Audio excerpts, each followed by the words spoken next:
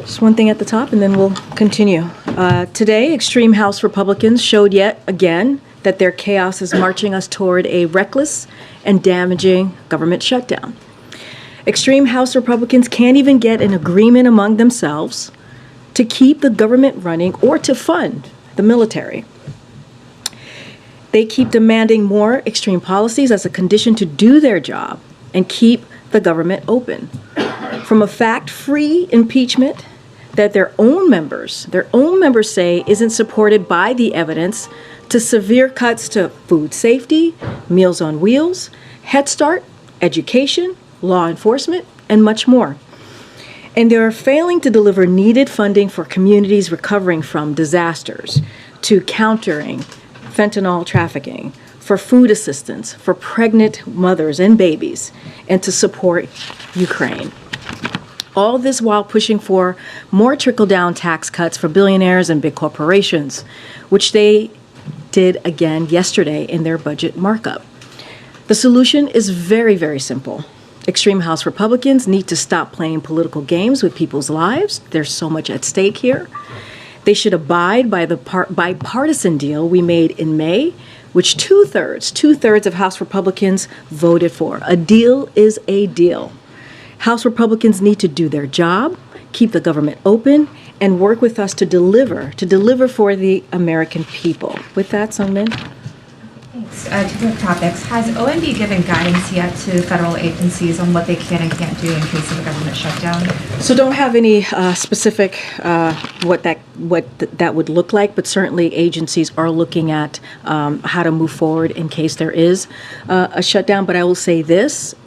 I mean, very plainly, the best plan right now is to not have a shutdown. House Republicans know exactly what they need to do, which is do their jobs. Will OMB be sending that guidance this week? I think typically it's set 7 or so days before a shutdown. Yeah, again, I told you that, as I mentioned, agencies are looking at how to move forward in case there is one, but we want to be very clear. We want to be very clear here. The best plan is for there to not be a shutdown. This is something that can be avoided here. This is something that House Republicans know very well, that they have to do their jobs. They're the ones to fix this. Wow, friends, a new update to Social Security's current rules has just been proposed.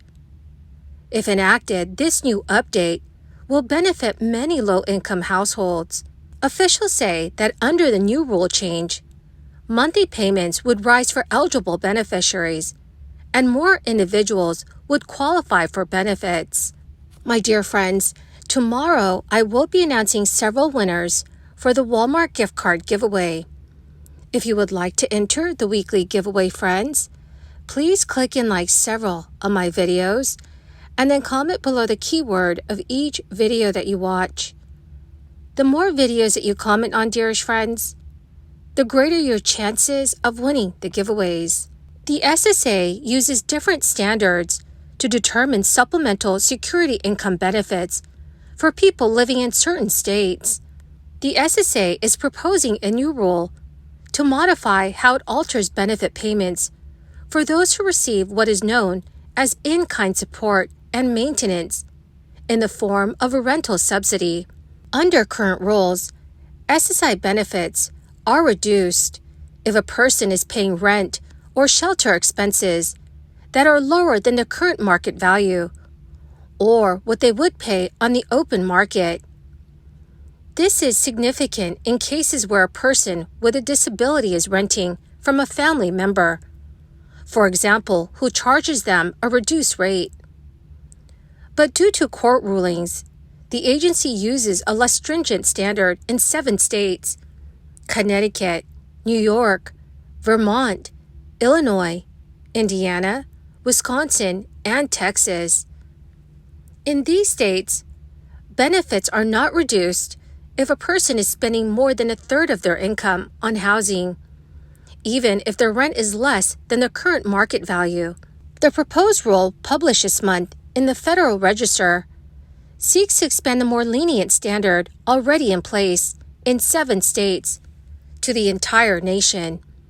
The Social Security Administration calculates that about 41,000 current SSI beneficiaries will see their monthly payments rise under the rule change by an average of $128 per month, and now approximately 14,000 individuals who do not receive SSI now would be able to qualify for the program as a result of the update. The Social Security Administration has stated the current lack of uniformity in our business arrangement definition can disadvantage affected SSI applicants and recipients who do not live in states where the rental subsidy exception applies. The proposed rule, if finalized, would benefit SSI applicants and recipients, no matter the state they live in, and make the SSI program easier to administer. The proposed change would also make the SSI program more equitable by applying the rental subsidy policy uniformly to all affected SSI applicants and recipients, regardless of where they reside. Kathleen Romig, the Director of Social Security and Disability Policy at the Nonpartisan Center on Budget and Policy Priorities, called the existing approach cruel and said it penalizes people who need support from their families and the community.